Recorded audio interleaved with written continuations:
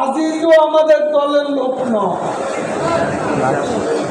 সেনাপ্রধান হয়েছে তার যোগ্যতা, তার সিনিয়রিটি। আমরা তাদের বানাইনি। এখন ভেতরে তারা যদি কোনো অপকর্ম করে, এটা যখন সরকারের কাছে বিষয়টি আসে, তখন এদের বিচার করার সব সাহস শেখ হাসিনার সরকার। আপনাদের সময় কেউ শাস্তি পায়নি। আপনাদের দলের নেতা নিজেই দুর্নীতিবাজ।